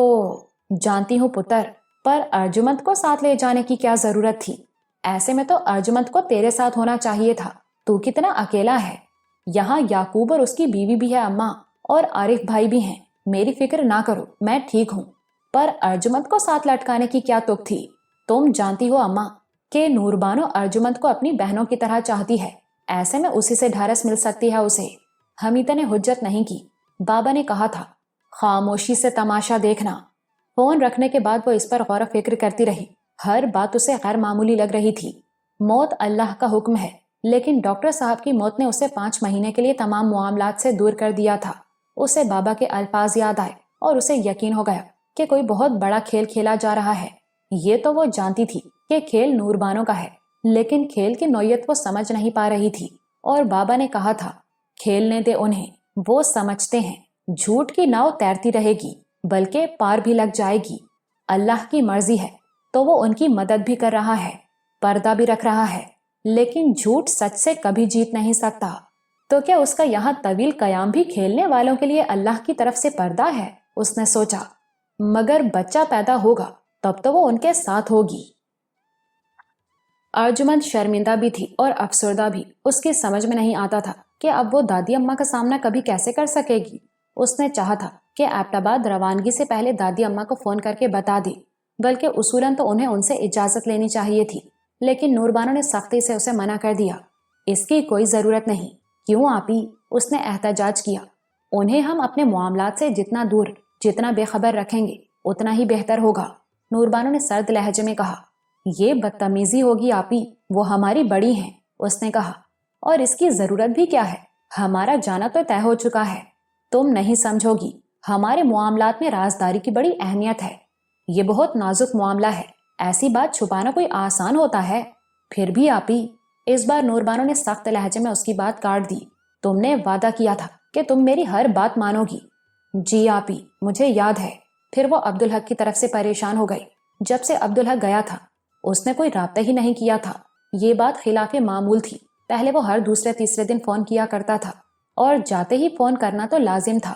اس نے نور بانو سے یہ بات کہی تو نور بانو بے پرواہی سے بولی، اتنی چھٹیوں کے بعد گئے ہیں تو کام میں جت گئے ہوں گے. ایسے ہی ہیں وہ. کام سے تو عشق ہے انہیں. میں وہاں کراچی میں تھی تو کام کے دوران میری یاد بھی نہیں آتی تھی انہیں. مگر آپی، مجھے یقین ہے کہ وہ جاتے ہی فون کرتے. تم انہیں مجھ سے زیادہ تو نہیں جانتی. نور بانو نے تنک کر کہا. تم یہ سب مجھ پر چھوڑ دو. تم بس خوش رہو. کہتے ہیں کہ اس عرصے میں بس خوش رہنا چاہیے. پریشانی سے بچے کو نقصان پہنچ سکتا ہے. یہ سن کر ارجمند سہم گئی. اسے کچھ بھی نہیں معلوم تھا اور اس کے پاس عبدالحق کی بہت قیمتی امانت تھی، بلکہ نور بانو کی بھی. اللہ اسے سرخرو کرے. وہ بس یہ دعا ہی کر سکتی تھی. لیکن پریشانی کا آدمی کے چاہنے یا نہ چاہنے سے کوئی تعلق نہیں. وہ بس ہوتی ہے تو ہوتی ہے. اور جب پریشانی کی وجہ بھی موجود ہو تو کوئی پریشانی سے کیسے بچ سکتا ہے؟ اس نئے گھر کے تمام معاملات نمٹانے کے بعد نور بانو خود بھی فکر مند ہو گئی تھی. اس نے خود کراچی فون کیا. دوسری طرف گھنٹی بجتی رہی لیکن فون ریسیو نہیں کیا گیا. اس نے سوچا ممکن ہے عبدالحق ابھی تک دفتر میں ہو، لیکن رات کو دیر سے فون کرنے پر بھی فون ریسیو نہیں ہوا. ارجمند کے برعکس نور بانو اس پر پریشان نہیں ہوئی. وہ تو سدا کی بدگمان تھی. بدگمانی کے سوا کیا کرتی؟ اسے غصہ آیا اور وہ پڑھنے لگی. لیکن بار بار کوشش کے باوجود رابطہ نہیں ہوا تو وہ پریشان ہو ہی گئی.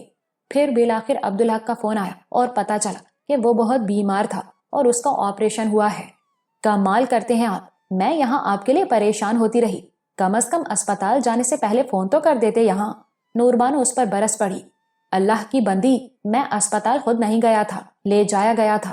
دوسری طرف سے عبدالحق نے برا معنی بغیر کہا، اب میں تمہیں کیسے بتاؤں کہ گردے کا درد کتنا شدید ہوتا ہے. درد کے اور اللہ کے سوا کچھ یاد نہیں رہتا. الحمدللہ. نور بانو کو ہنسی آ گئی. اس کے لیے بھی الحمدللہ کہہ رہے ہیں؟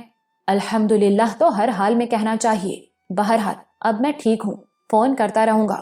اور ہاں، تمہیں اماں کو فون کرنے کی توفیق بھی نہیں ہوئی؟ افراتفری میں خیال ہی نہیں رہا. اب کر لوں گی. نور بانو نے بے پرواہی سے کہا. اور سناؤ، ارجمند کیسی ہے؟ بات ہو سکتی ہے اس سے؟ نور بانو نے ریسیور ارجمند کو تھما دیا لیکن جتا دیا کہ یہ بات اسے اچھی نہیں لگی ہے.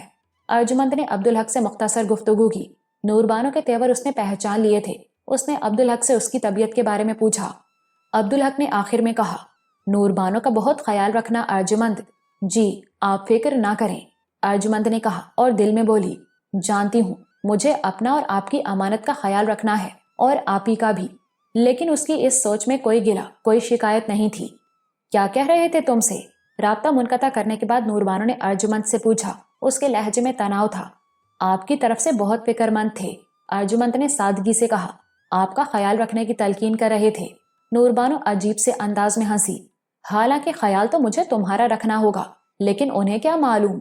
ارجمند کو اندازہ ہو گیا کہ زندگی اتنی آسان نہیں ہے جتنا وہ سمجھ رہی تھی. اسے اندازہ ہو گیا کہ نور بانو ایک ایسی آگ میں جل رہی ہے جو کبھی بجھنے والی نہیں، اور وہ جلے گی تو جلائے گی بھی. لیکن کوئی بات نہیں، وہ اس کے لیے تیار تھی. وہ جانتی تھی کہ جو کچھ اس نے پایا ہے وہ اللہ کی عطا ہے، بہت بڑا فضل ہے، اور اس کی وہ کوئی بھی قیمت ادا کر سکتی ہے. ہنسی خوشی. عبدالحق کا ملنا تو ایک خواب تھا اس کے لیے. اللہ نے اسے تعبیر عطا فرما دی، اور یہی نہیں، اسے ایک بہت بڑا اعزاز بھی عطا فرما دیا جو وہ ہنسی خوشی نور بانو کو سونپ سکتی ہے. وہ ہر آزمائش کے لیے تیار تھی. نوریز کو اس پر حیرت تھی کہ بالکل اچانک ہی گھر کی بیویوں نے اس سے پردہ شروع کر دیا. ویسے تو وہ لاہور میں بھی کبھی گھر کے اندر نہیں جاتا تھا، سرونٹ کوارٹر میں ہی رہتا تھا، لیکن وہاں ایسا پردہ نہیں ہوتا تھا. اور چھوٹی بیوی تو اس کے سامنے ہی بڑی ہوئی تھی. وہ تو شروع ہی سے چادر لیتی تھی. لیکن بیگم صاحبہ اس سے بے نیاز تھیں. البتہ لاہور سے روانہ ہوتے ہوئے انہوں نے پہلی بار چادر لی تھی. بنگلے کے چوکیدار نے گیٹ کھولا اور نوریز گاڑی اندر لے گیا. گاڑی روکی اور اس نے اتر کر گاڑی کا پچھلا دروازہ کھولا، لیکن بیگم صاحبہ نیچے نہیں اتری. چھوٹی بیوی بھی بیٹھی رہی. یہ چوکیدار یہاں اکیلا رہتا ہے؟ بیگم صاحبہ نے اس سے پوچھا. اس کے بیوی بچے تو نہیں ہیں یہاں؟ جی نہیں بیگم صاحبہ، یہ یہاں اکیلا ہی ہوتا ہے. گھر اس کا قریب ہی ہے. बेगम साहिबा ने वाज़ेह तौर पर सुकून का सांस लिया। अब मेरी बात गौर से सुनो नोरेज, हमें यहाँ मुलाजमाओं की जरूरत होगी। 2 औरतें हों कम अज कम, एक ही घर की हो तो ज्यादा अच्छा है, मगर अभी तो पहला मरहला घर की सफाई का है। इसकी फिक्र ना करें बेगम साहिबा, चौकीदार की बीवी और बेटी हफ्ते में 1 दिन आकर सफाई करती रहेंगी, और मैंने फोन कर दिया था, कल सफाई हो चुकी होगी, घर आपको बिल्कुल साफ मिलेगा। चलो ये बहुत अच्छी बात है, लेकिन मुलाजमाओं का बंदोबस्त जल्द अज जल्द करना होगा। ये भी कोई मसला नहीं बेगम साहिबा, चौकीदार के घर वाले यहाँ सर्वेंट क्वार्टर में आ जाएंगे, औरतें अंदर का काम संभाल लेंगी। नहीं, मैं इसे मुनासिब नहीं समझती, बेगम साहिबा ने कहा। तुम अपने तौर पर कोई बंदोबस्त करो। नोरेस को हैरत हुई, चौकीदार के घर वालों से बेहतर कौन हो सकता था? वो आदमी भी भरोसे का था। ताहम उसने कहा, हो जाएगा बेगम साहिबा, यहाँ मेरी काफी जान पहचान है। वो दोनों नीचे उतरी। तुम्हारा क्वार्टर कहाँ है? नोरेज ने इशारे से बताया। वहां छोटा टेलीफोन भी लगवा दिया है साहब ने। वैसा ही एक टेलीफोन अंदर भी है, आप उस पर 1 नंबर दबाएंगी तो मुझे पता चल जाएगा। नूरबानो तो समझ नहीं सकी, लेकिन अर्जुमंद समझ गई कि वो इंटरकॉम की बात कर रहा है। नोरेज ने फौरी तौर पर इधर उधर की बात की। वहां गुर्बत बहुत थी, इसलिए काम लोगों के लिए बड़ी नेमत था। हर शख्स ये चाहता था कि ये काम उसके घर में किसी को मिल जाए। वहां तो उम्मीदवार औरतों का तांता बंध गया, लेकिन हैरत की बात यह थी कि बेगम साहिबा को उनमें से कोई भाई ही नहीं। नोरेज खुद पहाड़ी इलाके का रहने वाला था, जानता था कि ये लोग आमतौर पर सीधे साधे और वफादार होते हैं, लेकिन एबटाबाद के लोगों में तो खूबियां कुछ ज्यादा ही थी। नोरेज दिल से मानता था कि उसके अपने इलाके के लोग एबटाबाद के लोगों के मुकाबले में कहीं तेजो तरार होते हैं। रात को बेगम साहिबा ने इंटरकॉम पर उसे तलब किया। वो गया तो उन्होंने उसका और चौकीदार का खाना उसे दिया। आपको कोई मुलाजिमा अच्छी नहीं लगी? नोरेज ने यूं ही पूछ लिया। सच तो यह है कि सभी अच्छी थी, जरूरत से ज्यादा अच्छी, बेगम साहिबा ने गहरी सांस लेकर कहा। लेकिन मेरे मतलब कि उनमें से कोई भी नहीं थी। अब नोरेज की ये पूछने की हिम्मत तो नहीं हुई कि उसकी पसंद का मयार क्या है और जरूरत से ज्यादा अच्छी से उसकी क्या मुराद है। ताहम उसे एक और ख्याल आया। आप कहें तो मैं गांव से अपनी अम्मा और बहन को ले आऊं, उन्हें तो आप जानती भी हैं, उसने बेहद खुलूस से कहा। न जाने क्यों बेगम साहिबा गड़बड़ा गईं। अरे नहीं भाई, मैं उन्हें तकलीफ कैसे दे सकती हूँ? तकलीफ कैसी बेगम साहिबा, ये तो हमारे लिए इज्जत और फख्र की बात होगी। नहीं भाई, हमें तो बहुत लंबे अरसे के लिए मुलाजिमा चाहिए, बेगम साहिबा ने एक एक लफ्ज पर जोर देकर कहा। अब नोरेज क्या कह सकता था? वो खामोशी से खाना लेकर सर्वेंट क्वार्टर की तरफ चल दिया। अगले रोज बेगम साहिबा को एक औरत पसंद आ ही गई, लेकिन उसे देखकर नोरेज को सदमा हुआ। देखने में ही चालाक और मक्कार लगती थी और लालचीपन उसकी निगाहों से साफ आया था। फिर वो अपनी बेटी को भी ले आए। बेटी जवान थी, 18-19 साल की होगी। माँ के बरक्स देखने में वो सादा लोह लगती थी। बेगम साहिबा की पसंद अच्छी नहीं है, नोरेज ने दिल में सोचा। अल्लाह रहम करे, ये औरत कोई चोट जरूर देगी। उसने सोचा, चौकीदार से कहेगा कि आते जाते इस औरत पर खास तौर पर नजर रखे। जो खेल नूरबानो खेल रही थी उसमें मुलाजमा की बड़ी अहमियत थी। पहले दिन जो औरतें आईं उन्होंने उसे बड़ा मायूस किया। उनमें से कोई भी उसकी जरूरत के मुताबिक नहीं थी। नूरबानो ने हर औरत से अपने तयशुदा मयार के मुताबिक 2 ही सवाल किए थे, और वो भी ये बताने के बाद कि उन्हें मुस्तकिल तौर पर साल भर यहीं रहना होगा। छुट्टी 1 दिन की भी नहीं मिलेगी, बहुत जरूरी हुआ तो घंटे 2 घंटे की छुट्टी मिल सकती है। 2-1 औरतों के सिवा किसी को इस पर एतराज नहीं था। उन्हें तो काम चाहिए था और वो सब कुछ करने के लिए तैयार थी। फिर नूरबानो अपना पहला सवाल करती, तनख्वाह क्या लोगी? सबके पास इसका एक ही जवाब था। लफ्ज और पैराया मुख्तलिफ था, लेकिन जवाब सबका यही था। नूरबानो को बड़ी मायूसी हुई। ये कैसे लोग हैं? उसने दिल में सोचा। इतना सख्त काम, अपने घर से दूरी, और इस पर भी तनख्वाह मांगने की हिम्मत नहीं। जो मिल जाए कबूल है, ऐसे लोग उसकी मतलब के हो ही नहीं सकते। फिर भी उसने दूसरा सवाल भी सबसे किया। अगला अगर तुमसे कहे कि जो चाहो मांगो तुम्हें मिलेगा, तो तुम क्या मांगोगी? बेशतर औरतें तो उसकी बात समझ ही नहीं सकी। उसे वजाहत करनी पड़ी, लेकिन यहाँ भी जवाब तकरीबन एक ही था। घर वालों के लिए और अपने लिए इज्जत के साथ 3 वक्त की रोटी और तन ढांपने को कपड़ा, और बस। अल्लाह जी का शुक्र है बीबी साहब के सर छुपाने को ठिकाना दे रखा है उसने। बस जी, यहाँ रोजगार नहीं है। एक ने जरा तफसील से बात की। नूरबानो की झुंझुलाहट की कोई हद नहीं थी। उसे लग रहा था कि यहाँ उसे अपने मतलब की मुलाजिमा नहीं मिलेगी। रात को वो सोने के लिए लेटी तो अर्जुमंद ने धीरे से कहा, मेरी तो समझ में नहीं आया आपी कि आपने सबको रद्द क्यों कर दिया? वो सभी अच्छी थी, यही तो खराबी थी उनमें।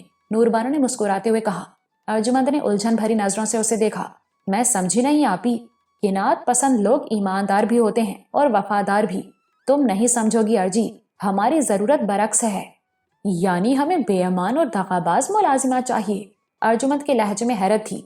یہ الفاظ ذرا زیادہ سخت ہیں، لیکن بہرحال ہمیں ایسی ہی ملازمہ چاہیے، نور بانو نے بہت سکون سے کہا۔ لیکن کیوں آپی؟ دیکھو یہاں معاملہ بڑی رازداری کا ہے، نور بانو نے اسے سمجھایا۔ ہمیں نہ وفاداری چاہیے نہ ایمانداری، ایسے لوگ تو سچے ہوتے ہیں، ہمارا راز نہیں چھپا سکیں گے۔ ہاں کوئی لالچی عورت ہو تو ہمارا راز چھپانے کی قیمت مانگے گی جو ہم ادا کر سکتے ہیں، اور پھر وہ ہمارے راز کو راز رکھے گی بھی۔ یہ بات ایک لمحے میں ارجمند کو سمجھ میں آ گئی۔ آپی کتنی ذہین اور سمجھدار ہیں، اس نے دل میں سوچا۔ ذرا سوچو، ہماری ملازمہ اندر کی بات سے واقف ہوگی مگر اسے حقیقت چھپانی ہوگی، جھوٹ بولنا ہوگا۔ میں سمجھ گئی، ارجمند نے کہا، لیکن آپی ایسے لوگ خطرناک بھی ثابت ہو سکتے ہیں، انہیں کسی کی کمزوری پتہ چل جائے تو ہم اسے موقع ہی نہیں دیں گے اور پھر ہم یہاں سے چلے جائیں گے۔ تم فکر نہ کرو، سب مجھ پر چھوڑ دو۔ ارجمند کے خیال میں بھی بہتر یہی تھا۔ آپ ہی جانیں، آپ ہی سنبھالیں۔ اگلا دن بھی مایوس کن انداز میں شروع ہوا، وہی قناعت پسندی، مگر پھر جو عورت اندر آئی اسے دیکھ کر نور بانو کے دل میں امید جاگی۔ وہ اسے غور سے دیکھتی رہی، خاموشی سے۔ اس عورت کی نظروں کو قرار نہیں تھا۔ ایک نظر اس نے نور بانو کو دیکھا، پھر گرد و پیش کا جائزہ لینے لگی۔ کیا دیکھ رہی ہو؟ نور بانو نے اس سے پوچھا۔ عورت نے چونک کر اسے دیکھا۔ بڑا خوبصورت بنگلہ ہے، اس نے بلا جھجک کہا، پھر پوچھا، آپ کا اپنا ہے؟ نور بانو نے جواب دینے کے بجائے مسکراتے ہوئے کہا، تمہارا کیا اندازہ ہے؟ میرے خیال میں تو آپ نے کرائے پر لیا ہے۔ عورت نے اس بار بھی بلا توقف کہا، یہ تم نے کیسے سمجھا؟ بنگلہ بہت بڑا اور خوبصورت ہے، لیکن سامان اس حساب سے نہیں ہے، عورت نے کہا۔ نور بانو خوش ہو گئی۔ یہ عورت ذہین اور متجسس بھی تھی اور جرأت مند بھی، یہ اسے اپنے مطلب کی لگ رہی تھی۔ بنگلہ ہمارا اپنا ہے، لیکن میں یہاں رہنے کے لیے پہلی بار آئی ہوں، سامان تو اب خریدا جائے گا۔ میرے لیے کیا حکم ہے بی بی صاحب؟ عورت کا انداز اور لہجہ ایک دم بدل گیا۔ نام کیا ہے تمہارا؟ نور بانو نے اپنا لہجہ سخت کر لیا۔ رشیدہ۔ تمہاری کوئی بیٹی بھی ہے؟ 3 ہے بی بی صاحب، پر ایک ابھی بہت چھوٹی ہے۔ تمہیں معلوم ہے؟ مجھے سب معلوم ہے بی بی صاحبہ، مجھے اپنی ایک بیٹی کے ساتھ یہیں رہنا ہوگا، اپنے گھر کو بھول کر۔ اور تم ایسا کر سکتی ہو؟ رشیدہ کی آنکھیں چمکنے لگیں۔ بالکل کر سکتی ہوں، گھر میری بڑی بیٹی سنبھال لے گی، کام کے حساب سے پیسے ملیں تو میں کچھ بھی کر سکتی ہوں۔ اس کچھ بھی کر سکتی ہوں میں بہت کچھ تھا۔ نور بانو خوش ہو گئی۔ پیسے کام سے زیادہ ہی ملیں گے، اس نے کہا۔ اچھا تم خود بتاؤ کیا لوگی؟ رشیدہ نے حیرت سے اسے دیکھا۔ کیا آپ مجھے رکھ رہی ہیں؟ ابھی فیصلہ تو نہیں کیا ہے، لیکن تم مجھے اچھی لگی ہو، بولو کیا لوگی؟ رشیدہ چند لمحے سوچتی رہی۔ آپ کو تو زیادہ لگے گا بی بی صاحب، لیکن گھر چھوڑ کر یہاں رہنا آسان نہیں، اور وہ بھی 2 آدمیوں کا۔ آپ مجھے 100 روپے مہینہ دے دیں۔ نور بانو کو پیسوں کی کوئی پرواہ نہیں تھی، لیکن وہ جانتی تھی کہ یہ تاثر دینا مناسب نہیں ہوگا۔ اس کے سامنے ایک بہت تیز و ترار عورت تھی۔ یہ تو واقعی بہت زیادہ ہے، اس نے کہا۔ 50 روپے تو ہم اپنے ڈرائیور کو دیتے ہیں۔ رشیدہ مایوس نظر آنے لگی۔ لیکن چلو میں تمہیں منہ مانگی تنخواہ دیتی ہوں، نور بانو نے جلدی سے کہا۔ تو آپ نے مجھے رکھ لیا؟ ابھی نہیں، دراصل میرے شوہر CID میں بہت بڑے افسر ہیں، بہت شکی مزاج ہیں۔ پہلے تم مجھے اپنے بارے میں بتاؤ تو میں سوچوں گی کہ تمہیں رکھنا مناسب بھی ہے یا نہیں۔ نور بانو نے اسے بہت غور سے دیکھا۔ تم یہاں کی تو نہیں لگتی، آپ نے کیسے پہچانا بی بی صاحب؟ رشیدہ کے لہجے میں حیرت تھی۔ CID افسر کی بیوی ہوں، میرے شوہر تو تمہیں ایک نظر دیکھ کر تمہارے پورے خاندان کے بارے میں بتا دیں، اور وہ سخت بھی بہت ہیں۔ رشیدہ بہت مروب نظر آ رہی تھی۔ ہم بفا کے رہنے والے ہیں بی بی صاحب، یہ آگے مانسہرہ میں ہے۔ بفا؟ تو یہاں کیوں آ گئے تم لوگ؟ قسمت کی خرابی بی بی صاحب، بفا میں ہماری اپنی زمین تھی، میرا آدمی بیمار ہوا تو ہم پر قرضہ چڑھ گیا، زمین ہاتھ سے نکل گئی، ہم یہاں آ گئے کہ یہاں سب لوگوں کی چاکری کر کے پیسہ جمع کریں گے، پھر جا کر زمین چھوڑائیں گے، پر اب تک تو کچھ ہوا نہیں۔ کتنا قرضہ ہے تمہارا؟ نور بانو نے پوچھا۔ اس کے نقطۂ نظر سے تو یہ مثالی صورتحال بن رہی تھی۔ پہاڑ جیسا ہے بی بی صاحب، پھر بھی کچھ بتاؤ تو۔ 600 روپے ادا کرنے ہیں زمین چھوڑانے کے لیے، رشیدہ نے آہ بھر کے کہا۔ نور بانو کچھ سوچ رہی تھی۔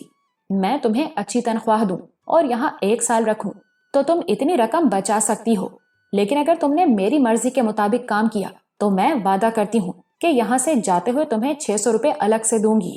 رشیدہ نے اس کے پاؤں پکڑ لیے، پیروں میں بیٹھ گئی۔ میں آپ کے لیے جان بھی دے سکتی ہوں بیبی صاحب. مجھے جان نہیں، وفاداری چاہیے. صرف ایک بات کہ یہاں کی کوئی بات کبھی گھر سے باہر نہ نکلے. آپ سمجھ لیں بیبی صاحب کہ میرے منہ میں زبان ہے ہی نہیں. 2 مہینے دیکھوں گی تمہیں، نور بانو نے بڑی شان سے کہا. پھر تنخواہ بھی بڑھا دوں گی اور جاتے وقت وعدہ بھی پورا کروں گی. تو میں کام پر آ جاؤں؟ یوں یہ مسئلہ بھی حل ہو گیا. اس کے بعد گھر سجانے اور سنوارنے کا مسئلہ تھا. فرنیچر تو وہاں موجود تھا. نور بانو نے خوابگاہ کی آرائش پر خاص توجہ دی. وہ اور ارجمند دونوں اسی کمرے میں سوتی تھیں. وہ ارجمند کے ساتھ گئی اور دل کھول کر خریداری کی. پیسے کا کوئی مسئلہ نہیں تھا. عبدالحق نے دونوں کے اکاؤنٹ کھلوا دیے تھے. رشیدہ اپنی بیٹی کو لے کر آ گئی تھی. وہ 16-17 سال کی لڑکی تھی. اس کا نام آبیہ تھا. وہ اپنی ماں سے بالکل مختلف تھی. بغیر ضرورت کے وہ بولتی ہی نہیں تھی. اس میں تیز تراری بھی نہیں تھی.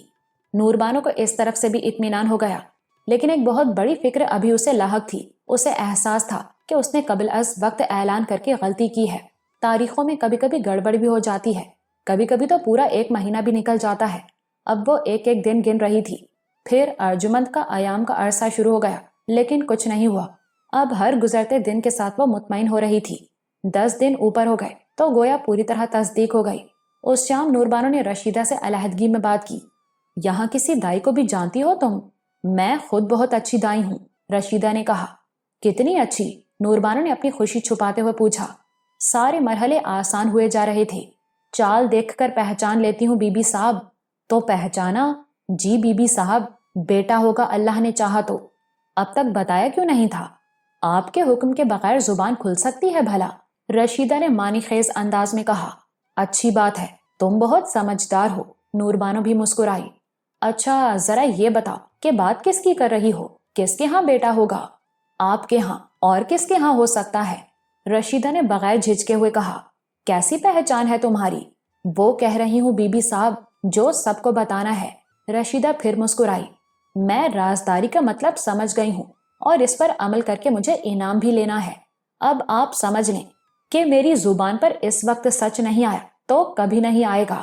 باہر کیا، میں تو گھر کی بات گھر میں بھی کرنے والی نہیں. ثبوت آپ کو دے دیا ہے تو انعام بھی پکا سمجھو، لیکن غلطی نہ کرنا. میرا شوہر بڑا جلاد ہے اور یہ سب کچھ اس کے کہنے پر ہو رہا ہے. نور بانو نے دھمکی دینا بھی ضروری سمجھا. مجھے اس سے کیا بیبی صاحب، میں تو بس آپ کی وفادار ہوں. اچھا یہ بتاؤ، نور بانو کہتے کہتے رک گئی. کیا یہ سچ ہے؟ تم سے چوک بھی تو ہو سکتی ہے. نہیں بیبی صاحب، مجھ سے چوک نہیں ہو سکتی. یہ دوسرا مہینہ ہے آپ کا. عورت پکی ہے، نور بانو نے دل میں سوچا. اس نے 50 کا نوٹ نکال کر اسے دیا. یہ خوشخبری کا انعام ہے. شکریہ بیبی صاحب. اور سنو، اسپتال تو ہم جا نہیں سکتے. یہ بھی میں سمجھتی ہوں بیبی صاحب. تو تم سنبھال سکو گی نا؟ رشیدہ نے اپنے دونوں ہاتھ اس کے سامنے پھیلا دیے. ان ہاتھوں میں 100 بچے تو نکلے ہیں بیبی صاحب، آپ فکر ہی نہ کریں. اس نے فخریہ لہجے میں کہا. اس کا معاوضہ الگ سے دوں گی میں. مجھے معلوم ہے مجھے مانگنے کی کبھی ضرورت نہیں پڑے گی. بس اب ہر طرح سے خیال رکھنا اس کا. نور بانو نے کہا. اور ہاں، اپنی بیٹی کو سمجھا دینا. وہ تو کچھ بولتی ہی نہیں بیبی صاحب، اللہ میاں کی گائے ہے. پھر بھی میں نے اسے سمجھا دیا ہے بہت اچھی طرح. اب نور بانو پوری طرح مطمئن تھی.